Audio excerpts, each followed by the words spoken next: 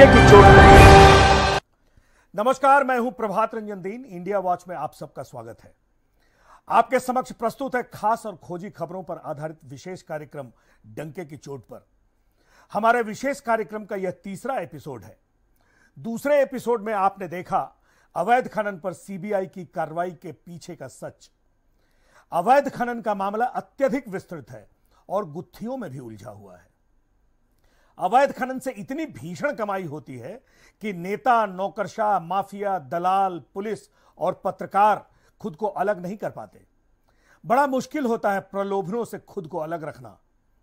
इसमें कोई एक पार्टी दोषी नहीं है। रिकॉर्ड देखिए, पृष्ठभूमि खंगालिए तो जो भी पार्टी सत्ता में आई उसी ने लूटा। मायावती और अखिलेश सरकार में खनन की लूट बेतहाशा और बेलगाम थी। योगी सरकार में बेतहाशा तो नहीं, पर कुछ खास इलाकों में बेलगाम जरूर है। योगी सरकार के नेता, नौकरशाह और माफिया कमंडल में छुपाकर शराब पी रहे हैं। इस बार हम निवर्तमान मुख्यमंत्री अखिलेश यादव के खनन कुकृत्य के कुछ और उदाहरण पेश करेंगे और यह भी बताएंगे कि योगी सरकार के संरक्षण में कुछ भाजपा नेता और सांसद किस तरह खनन का खजाना लूट रहे हैं। हम कबर नहीं, खबर खोजते हैं। हम डराते नहीं, बाखबर करते हैं। डंके की चोट पर देखिए हर शनिवार रात 8 बजे हमारे साथ। हम आपको बता चुके हैं कि पूर्व मुख्यमंत्री अखिलेश यादव के खिलाफ सीबीआई डायरेक्ट एविडेंस तलाश रही है। इसके लिए ही खनन घोटाले के मुख्य अभियुक्त तत्कालीन खनन मंत्री गायत्री प्रजापति को सरकारी गवाह बनाने का दांव आजमाया जा रहा है। डायरेक्ट एविडेंस तलाशना सीबीआई का काम है। हम आपको खनन घोटाले के लिए तैयार की गई परिस्थितियों और साक्ष्यों की तरफ डायरेक्टली लिए चलते हैं। इसे ही अंग्रेजी में सर्कमस्टेंशियल एविडेंस कहते हैं।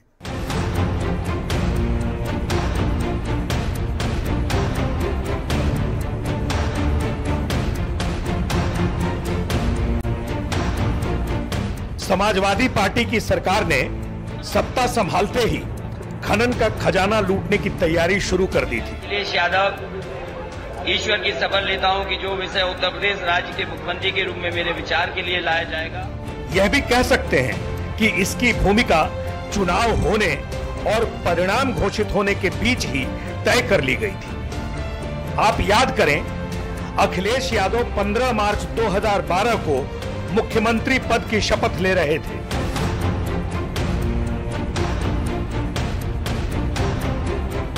इसके महज 17 दिन पहले सोनभद्र में ओबरा इलाके के बिल्ली मारकुंडी खनन क्षेत्र में विस्फोट से दर्जनों मजदूरों की मौत हो गई।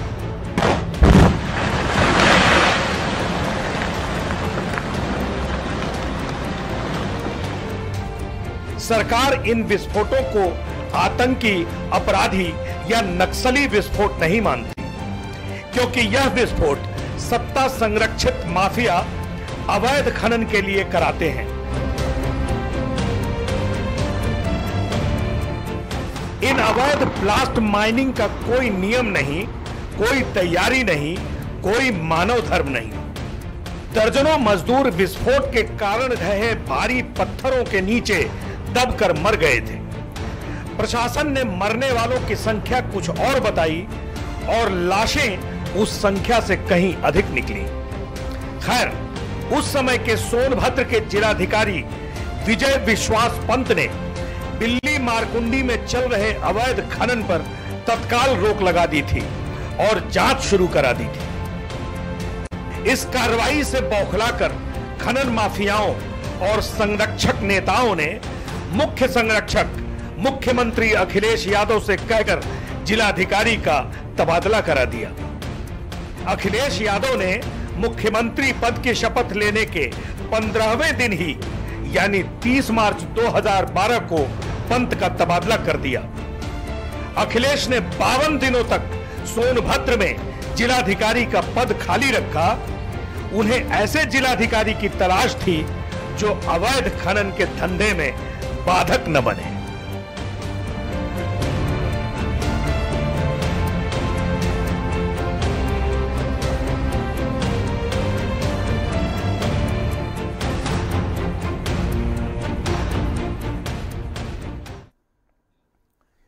परिस्थिति जनसाक्ष्य यही बताते हैं कि समाजवादी पार्टी के अलंबरदारों ने सत्ता ग्रहण के पहले ही राजस्व पर ग्रहण लगाने की तैयारी शुरू कर दी थी।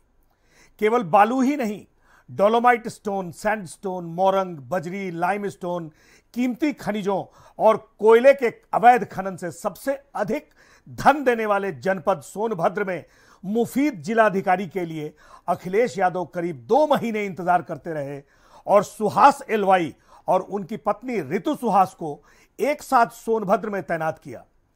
सुहास को डीएम बनाया और उनकी पत्नी को डिप्टी कलेक्टर। अखिलेश की मंशा यही थी कि दोनों पति पत्नी आराम से एक साथ नौकरी करेंगे और अवैध खनन में अड़ंगे डालकर परेशानी मोल नहीं लेंगे। लेकिन अखिलेश का यह दांव उल्टा पड़ गया।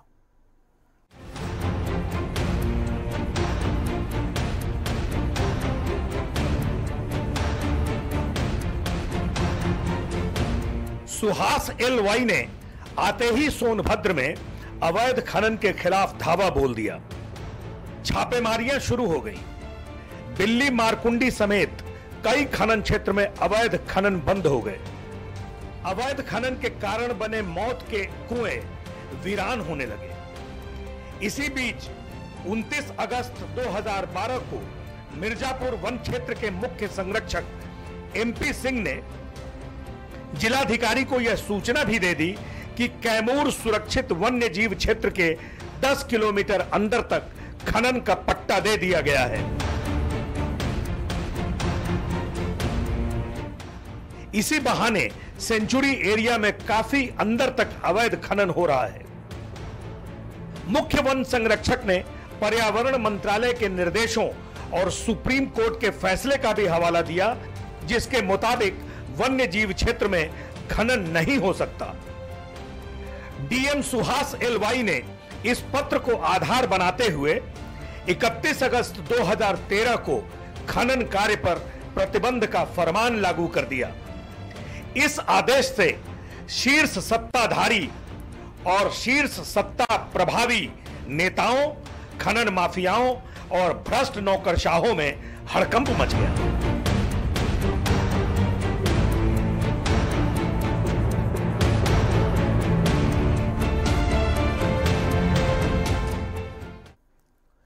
खनन लूट में रुकावट आते ही शीर्ष सत्ता के इशारे पर खनन माफियाओं ने जिलाधिकारी सुहास एलवाई के खिलाफ अभियान छेड़ दिया। सरकार और खनन माफियाओं के बीच कड़ी का काम किया मुख्यमंत्री अखिलेश यादव के विशेष सचिव पंधारी यादव ने। अखिलेश यादव भी जैसे इंतजार ही कर रहे थे। सुहास एलवाई की भी सोनभद्र से छुट्टी कर दी गई। अभी तक तो बात हो रही थी सरकमस्टांस की, यानी परिस्थिति जन्यता की। अब हम बात करेंगे साक्ष्य की।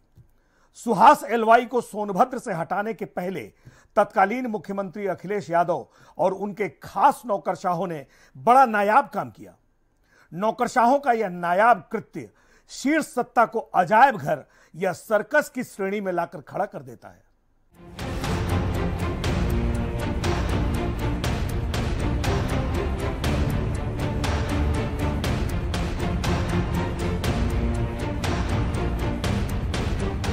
आप यह जान चुके हैं कि सुप्रीम कोर्ट के आदेशानुसार सुरक्षित वन्य जीव क्षेत्र के 10 किलोमीटर अंदर तक किसी भी तरह का खनन कार्य प्रतिबंधित है। इस पर केंद्रीय पर्यावरण मंत्रालय का भी सख्त नियम और प्रावधान है।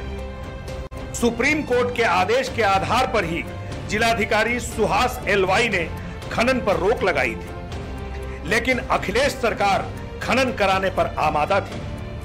मुख्यमंत्री के कहने पर प्रमुख सचिव ने फौरन शासन में बैठक बुला ली। उस बैठक में तत्कालीन मुख्यमंत्री अखिलेश यादव खुद भी मौजूद थे। उस शीर्ष स्तरीय बैठक में शासन ने यह निर्णय लिया कि सुप्रीम कोर्ट के फैसले की व्याख्या सोनभद्र जिले का सरकारी वकील करेगा और प्रदेश सरकार उस व्याख्या के मुताबिक अपना फैसला लेगी। अखिलेश सरकार एक बारगी राजा नंद के दरबार में तब्दील हो गई।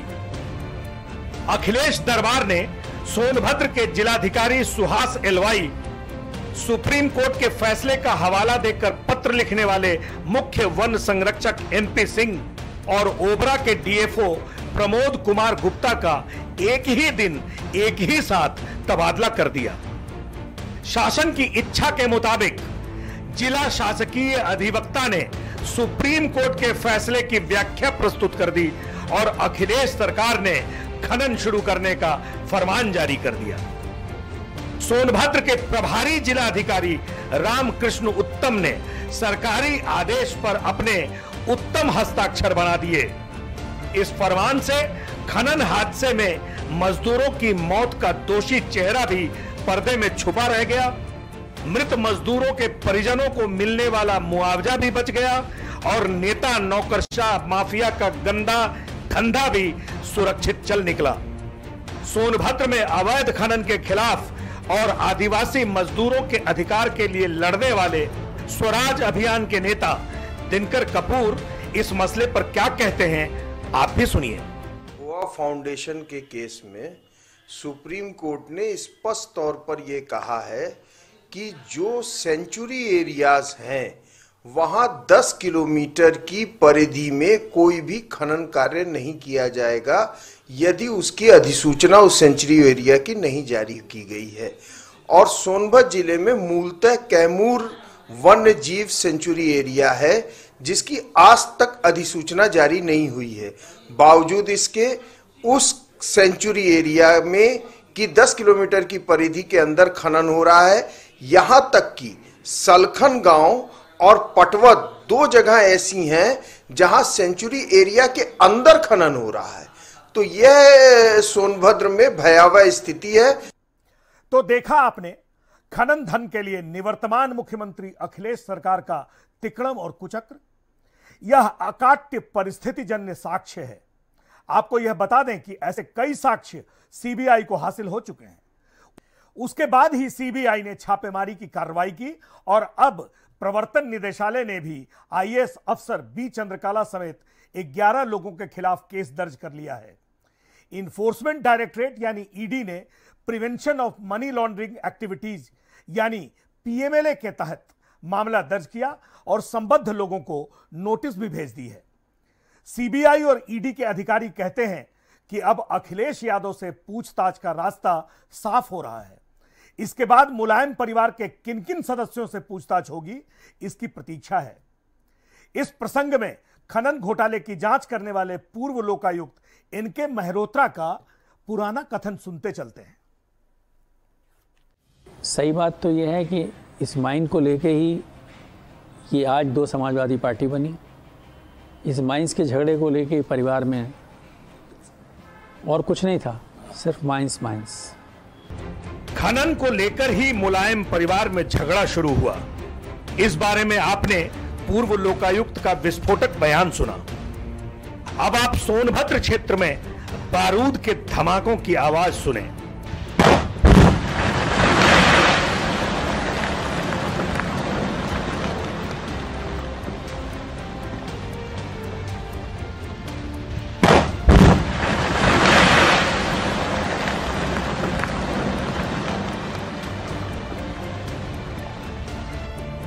यह विस्फोटों के जरिए खुलेआम हो रहे अवैध खनन की मुनादी है।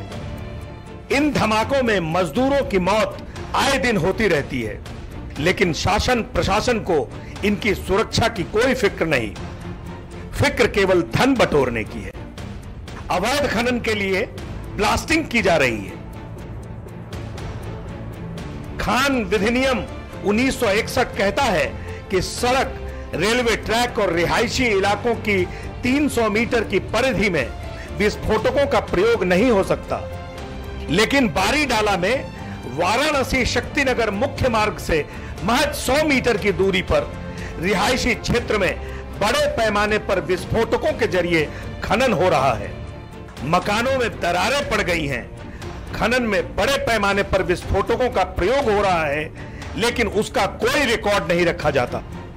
खनन माफिया विस्फोट कराने वाले निपुण कारीगर भी नहीं रखते। खान सुरक्षा निदेशालय के निर्देशों के बावजूद मजदूरों को सुरक्षा उपकरण नहीं दिए जाते और न उनका कोई रजिस्ट्रेशन कराया जाता है।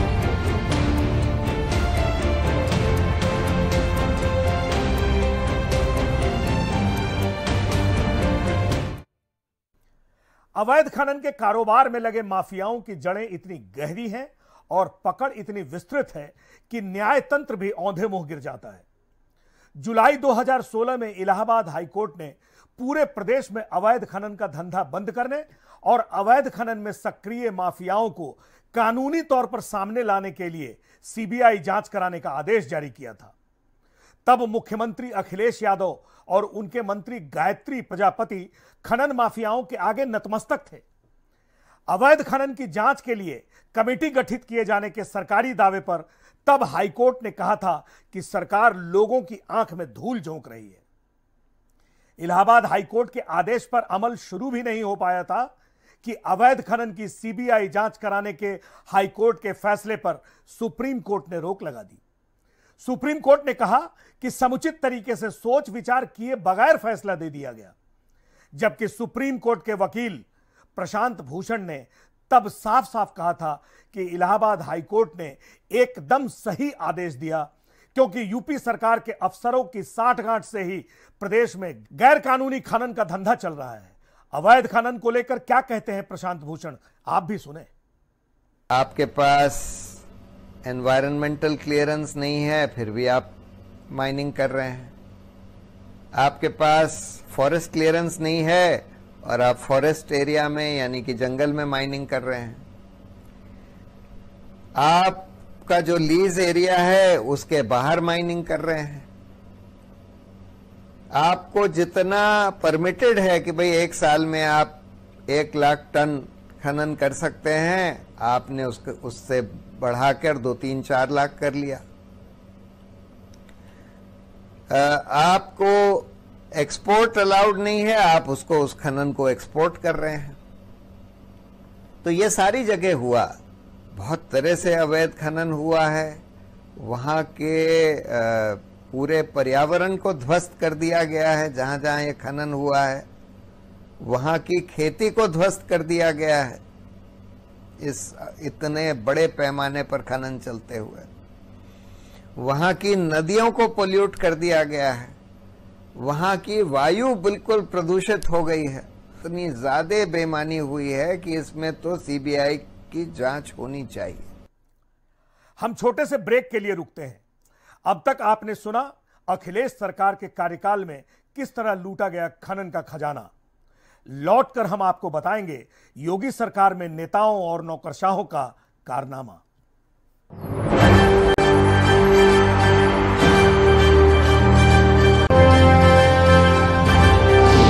डंके की चोट। ब्रेक के बाद आप सबका फिर से स्वागत है। आप देख रहे हैं इंडिया वॉच का विशेष कार्यक्रम डंके की चोट पर। ब्रेक पर जाने के पहले हम फ्लैशबैक में थे। निवर्तमान अखिलेश सरकार की खनन करतूतों की फाइलें, तथ्य और तस्वीरें खंगाल रहे थे। अब हम मौजूदा मुख्यमंत्री योगी आदित्यनाथ की सरकार में अवैध खनन का धंधा कैसे चल रहा है, इसे देखते हैं। योगी सरकार के नेता, नौकरशाह और माफिया किस तरह खनन धन लूट रहे हैं, इसके विस्तार में चलने के पहले हम आपको यह दृश्य दिखाते हैं।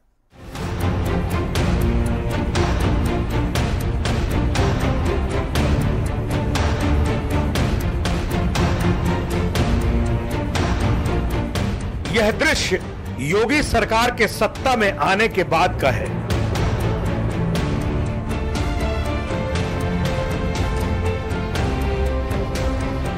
राजधानी लखनऊ में विधान भवन के ठीक सामने लोक भवन में आयोजित कार्यक्रम में हिस्सा लेने जा रहे मुख्यमंत्री योगी आदित्यनाथ, राज्यपाल राम नाईक और महाराष्ट्र के मुख्यमंत्री देवेंद्र फडणवीस के काफिले के आगे अचानक एक युवक कूद पड़ा।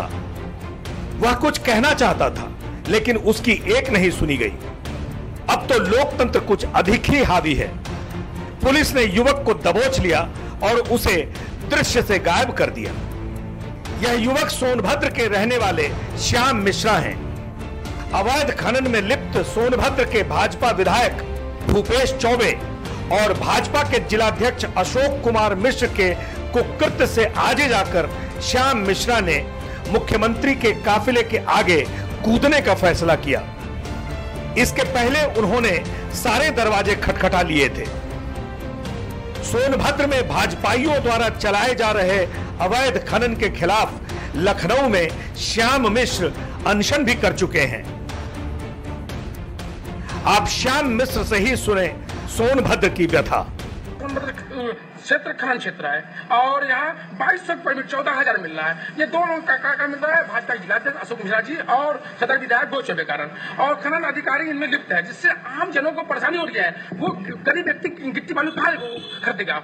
ऐसे लोगों पे एफआईआर होनी चाहिए, और मैं रहूं या ना रहूं, मुझे मेरी हत्या हो जाए मुझे कोई दिक्कत नहीं है, लेकिन मैं चलने नहीं दूंगा जब तक जान रहेगी सावजी मिश्रा आपके साथ रहेगा। हम श्याम मिश्र के दर्द और उनकी शिकायतों को सामने रखते हुए और विस्तार में चलते हैं। श्याम मिश्र ने भाजपा के विधायक और भाजपा के जिलाध्यक्ष का नाम लिया। सोनभद्र के दुद्धी विधानसभा क्षेत्र के विधायक हरिराम चेरो तो कहते हैं कि सोनभद्र में मुख्यमंत्री योगी आदित्यनाथ के संरक्षण के बिना अवैध खनन संभव ही नहीं है। हरिराम चेरो भाजपा की सहयोगी पार्टी अपना दल के विधायक हैं। वे मुख्यमंत्री से मिलने के लिए लगातार प्रयास कर रहे हैं, लेकिन सीएम उन्हें समय नहीं दे रहे। वे सरकार को लिखते लिखते थक गए हैं। चेरो कहते हैं कि कन्हर नदी पर बने पुल के किनारे किनारे पूरब की साइड में 27 ग्राम पंचायतें हैं। अवैध खनन से पूरा क्षेत्र बर्बाद होने की कगार पर है। कन्हर नदी पूरी तरह क्षतिग्रस्त हो चुकी है। अवैध खनन कराने वाले तत्वों के खिलाफ देशद्रोह का मुकदमा चलना चाहिए। योगी सरकार में भी अवैध खनन का गोरखधंधा जारी है। सुनिए हरिराम चेरो क्या कहते हैं। कन्हर नदी के इस पार जो पुल बना है, उसके कन्हर के पूरब साइड में 27 ग्राम पंचायतें पड़ती हैं। अब वो कन्हर नदी में बिल्कुल जो है कन्हर नदी के क्षतिग्रस्त होने से ये लोग पूरा आवागमन इनका बाधित हो गया। जो ठेकेदार बालू साइड से ठेकेदारी करके अपना जो है बड़ी बड़ी ट्रकें ले गए हैं, उनके खिलाफ जो है देशद्रोह का और जो है ऐसे जो बड़ा से बड़ा कार्रवाई हो करें। ये मेरा जो है आपराधिक मुकदमा दर्ज करें। सूचना मिली है कि वहाँ के ग्रामीणों का एप्लीकेशन तक नहीं लिया जा रहा है। इसका मतलब कहीं न कहीं जो है ऊपर का संरक्षण प्राप्त है। लेवल पर डीएम है, वोहर मुख्यमंत्री जी हैं, प्रभारी मंत्री जी हैं, मुख्य सचिव है, ऊपर मतलब क्या होता है। इसीलिए मैं कह रहा हूँ कि इसमें सीबीआई जांच हो। हमारे यहाँ गए थे, उनका मैं नाम बता रहा हूँ, जो उन्होंने कहा वो मैं बता रहा हूँ। हमने कहा कि आप 20 करोड़ भी दे दोगे तो पर भी मैं अवैध खनन पर नहीं रुकूंगा, मैं बोलता रहूंगा। फिर क्या हुआ? फिर वो कहा कि नहीं, ये साइट जो है चलेगी, आप अगर नहीं मानोगे तो चलेगी, और अगर ज्यादा आप नेतागिरी करोगे विधायक जी तो आपको किसी षड्यंत्र से रच के हम लोग जेल भेजवाएंगे, और आपके साथ कभी भी किसी भी प्रकार के हम घटना कर सकते हैं।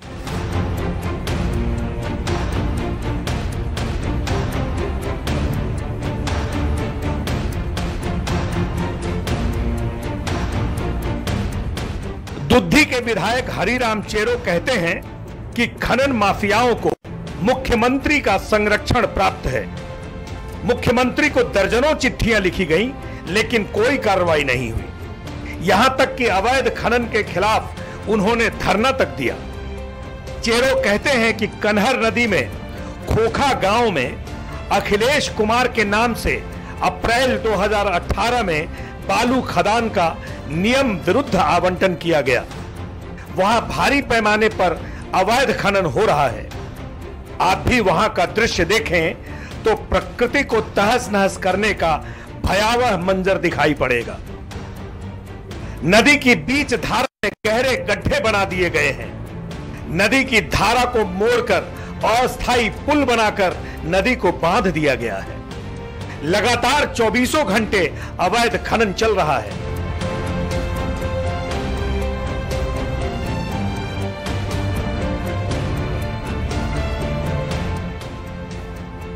सोनभद्र की सभी खदानों में ऐसा ही विभत्स दृश्य है। खोखा, बराहमोरी और खेवंदा जैसे कई बालू साइटों पर अवैध खनन आपको खुलेआम दिखाई पड़ेगा, और इसका विरोध करने पर विधायक को षड्यंत्र में फंसाकर जेल भेजने की धमकी दी जा रही है। विडंबना यह है कि ये साइटें सुरक्षित वन्य जीव क्षेत्र के अंदर हैं।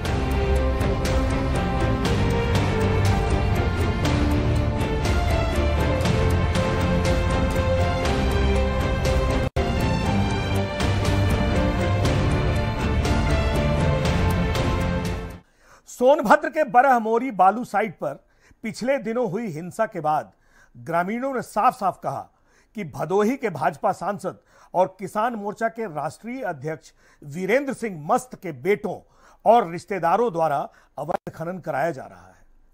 भाजपा सांसद वीरेंद्र सिंह मस्त के बेटे प्रताप सिंह का नाम सामने आ रहा है। ग्रामीणों का कहना है कि पिछले दिनों प्रताप सिंह और उसके गुर्गों ने ही कुछ ग्रामीणों को पीटा। इस पर बवाल बढ़ा और गुस्साए ग्रामीणों ने गाड़ियों में आग लगा दी। कोन थाने के हर्रा ग्राम सभा क्षेत्र में सोन नदी का रास्ता रोक दिया गया है। बड़े बड़े बोल्डर डालकर नदी का रास्ता बदल दिया गया है और पुल बनाकर खनन किया जा रहा है।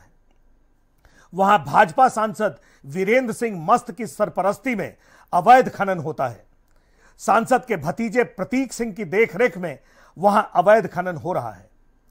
गोंडा के भाजपा सांसद ब्रजभूषण शरण सिंह की भी सोनभद्र में खदानें चलती हैं, ऐसा लोग बताते हैं। खनन का धंधा खूनी होता जा रहा है। सुनिए स्वराज अभियान के नेता दिनकर कपूर क्या कहते हैं। ये जो माफियाओं के हाथ में और सिंडिकेट्स के हाथ में दिया जा रहा है, इसको उत्तर प्रदेश सरकार का एक खनन विभाग था, खनन निगम था, वह ले और इस पूरे खनन को वह अपने अंतर्गत करावे, लेकिन इसको सरकार ने स्वीकार नहीं किया। देखिए अभी ये हालत है सोनभद्र में कि अब खनन में खूनी खेल शुरू हो गया है। चोपन का एक चेयरमैन था इम्तियाज, उसकी अभी पिछले दिनों हत्या कर दी गई खनन में। एक हफ्ते पहले की मैं आपको बात बता रहा हूं, बरामोरी में ग्रामीणों और जो खनन करता थे उनके बीच में मारपीट हुई है, गाड़ियां जला दी गई और गोली भी लगी है। वहां के स्थानीय विधायक ने प्रेस मीट की और शुद्ध तौर पे उसने कहा कि योगी जी के कहने पर खनन कार्य चलाया जा रहा है। मुझे यह भी रिपोर्ट है कि गोंडा के एक सांसद हैं, उनका खनन पट्टा है। भदोही के एक भाजपा के सांसद हैं, उनका तो घोषित खनन पट्टा है वीरेंद्र जी का। तो यह वीरेंद्र सिंह मस्त के बारे में जी तो यह जो पूरा खनन कार्य है ये अवैध चल रहा है। हत्या की राजनीति शुरू हो गई। हाँ, वीरेंद्र सिंह मस्त का तो खनन है,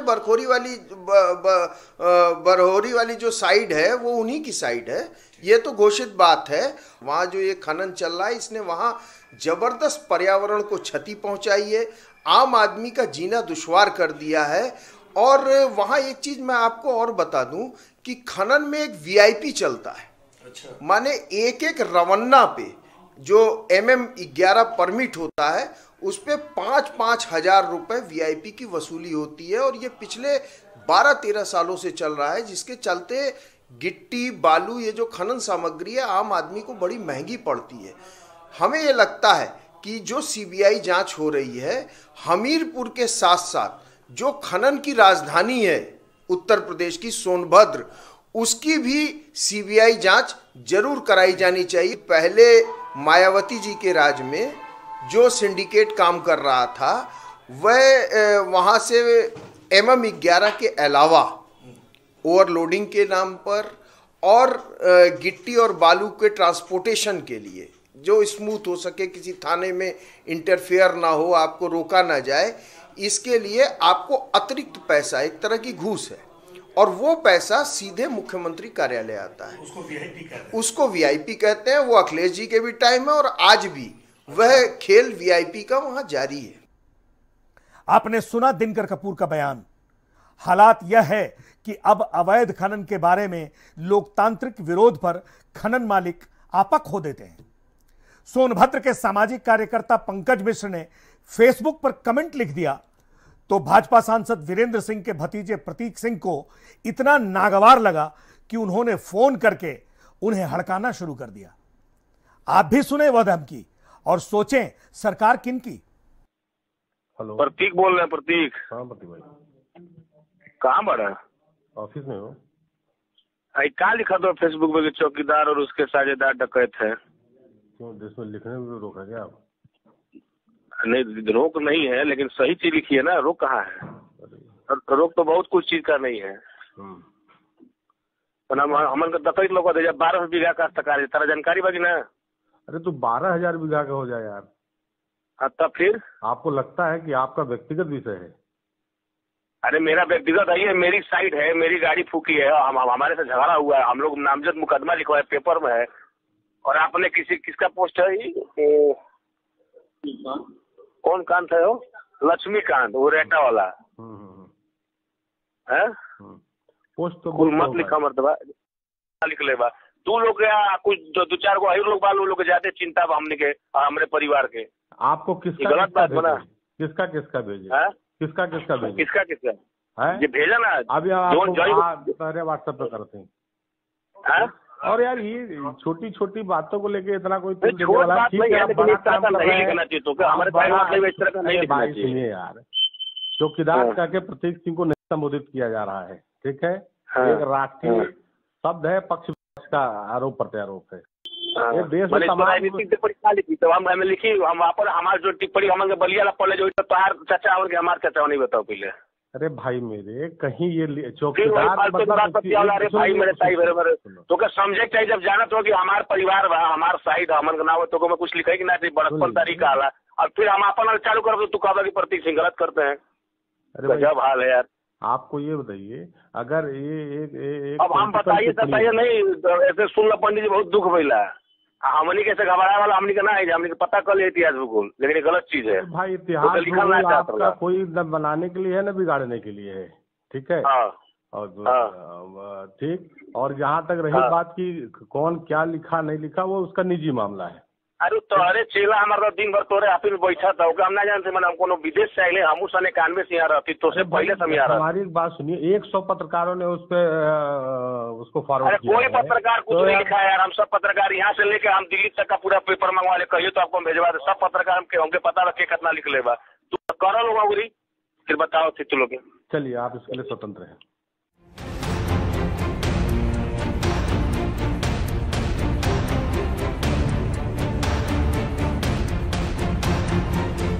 उत्तर प्रदेश की खनन मंत्री अर्चना पांडे सोनभद्र जिले की प्रभारी मंत्री भी हैं।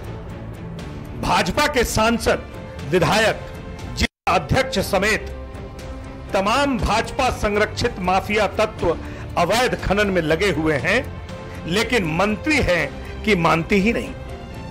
खेवंदा बारामूरी में अवैध खनन पर लगाई गई 45 करोड़ रुपए की पेनाल्टी नहीं वसूली गई और जिस काम के लिए जुर्माना लगाया गया वह धंधा बेखौफ जारी है।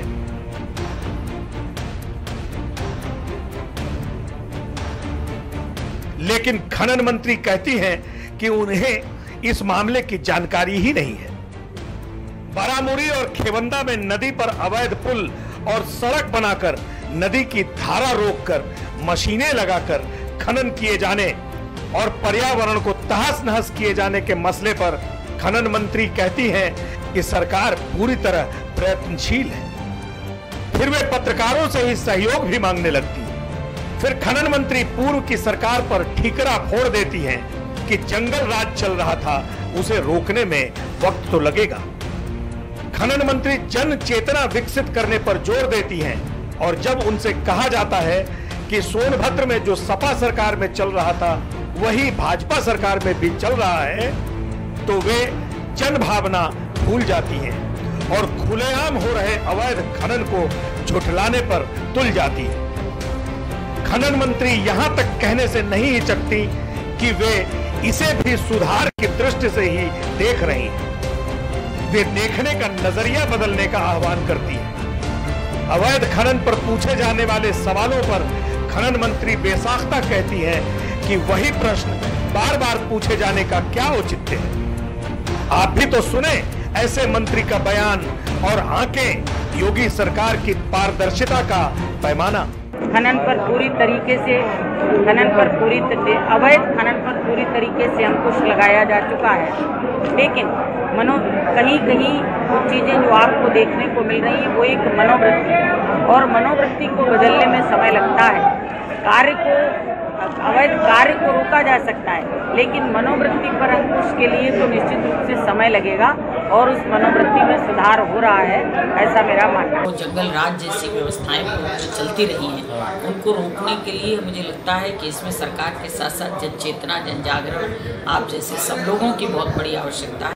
यह सब देख सुनकर तो यही लगता है कि पिछली सरकारों की तरह योगी सरकार भी अवैध खनन के मोर्चे पर पंगु है। आप याद करें, विधानसभा चुनाव के दौरान भारतीय जनता पार्टी ने अपने संकल्प पत्र में अवैध खनन पूरी तरह बंद करने का संकल्प लिया था। मुख्यमंत्री बनने के बाद योगी आदित्यनाथ ने भी अपनी पहली प्रेस कॉन्फ्रेंस में राज्य को अवैध खनन से मुक्त कराने का संकल्प दोहराया था। लेकिन सारे संकल्प केवल राजनीतिक गपबाजियां ही साबित हुए हैं। पूरब में यही स्थिति है, पश्चिम में यही स्थिति, मध्य में यही हालत। योगी की पुलिस और योगी का प्रशासन अवैध खनन में खुलेआम सहयोग दे रहा है। आप आश्चर्य करेंगे, खनन का धंधा करने वालों को मदद पहुंचाने के लिए आधिकारिक आदेश तक दिए जा रहे हैं।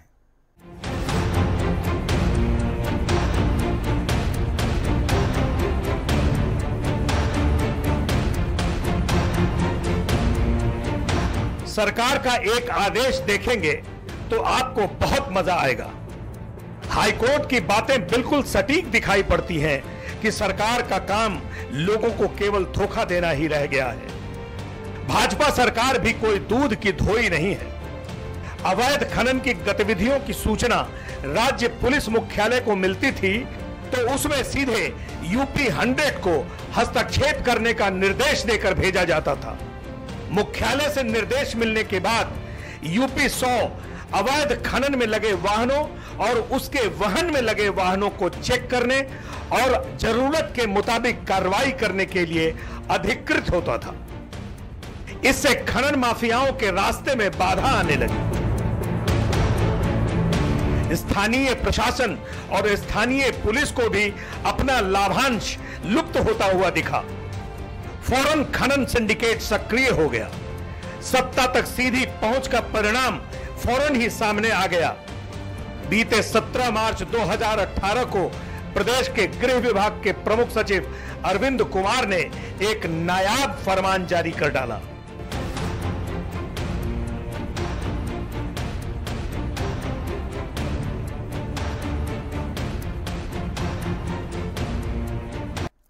इस फरमान में कहा गया है कि 100 नंबर से संबद्ध पुलिस प्रदेश में अवैध खनन के मामलों और खनन में लगे वाहनों की चेकिंग, जांच या कार्रवाई नहीं करेगी। मुख्यालय भी सीधे संबद्ध सर्किल ऑफिसर को यानी सीओ को संदेश भेजेगा। सीओ के जरिए वह आदेश स्थानीय थाने पर जाएगा। फिर सीओ के साथ साथ सिविल प्रशासन के स्थानीय एसडीएम उसमें शरीक होंगे और तब जाकर कार्रवाई होगी। तब तक अवैध बालू और मोरंग से भरे ट्रकों, ट्रैक्टरों और ट्रॉलियों का काफिला उनकी प्रतीक्षा में वही मौके पर खड़ा रहेगा। किस तरह की मजाकिया हरकतें करते हैं शासन के शीर्ष पदाधिकारी। गृह विभाग के एक अधिकारी कहते हैं कि यह मजाकिया नहीं, शातिराना हरकत है जो खूब सोच समझकर की जाती है। गृह विभाग के प्रमुख सचिव अरविंद कुमार अपने आदेश में आगे कहते हैं कि चेकिंग बैरियर्स पर तैनात पुलिसकर्मी या अधिकारी वहां होने वाली अवैध वसूली नहीं रोकेंगे। वे उसे होता हुआ देखेंगे और उसकी सूचना अपने आला अधिकारियों को देंगे। अगर उन्होंने ऐसा नहीं किया तो उन्हें भी वसूली में लिप्त माना जाएगा। आप जरा सोचिए कि सत्ता अंधी है या चालाक। नौकरशाह खुलेआम ऐसा आदेश जारी कर रहे हैं, इसमें क्या सत्ता की मिलीभगत शरीक नहीं?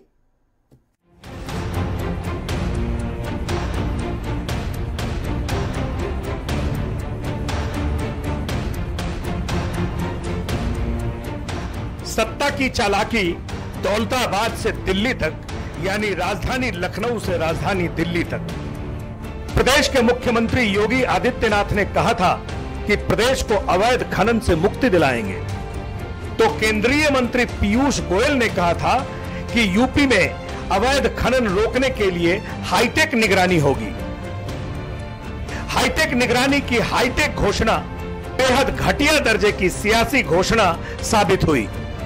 वर्ष 2016 में ही गोयल ने कहा था कि अवैध खनन की निगरानी सैटेलाइट के माध्यम से की जाएगी और 4 महीने के अंदर काम शुरू हो जाएगा। 4 महीने के अंदर शुरू होने वाली योजना 2.5 साल बाद भी लागू नहीं हो पाई। एक अधिकारी ने सही कहा कि यह भी खनन माफियाओं का ही प्रभाव है।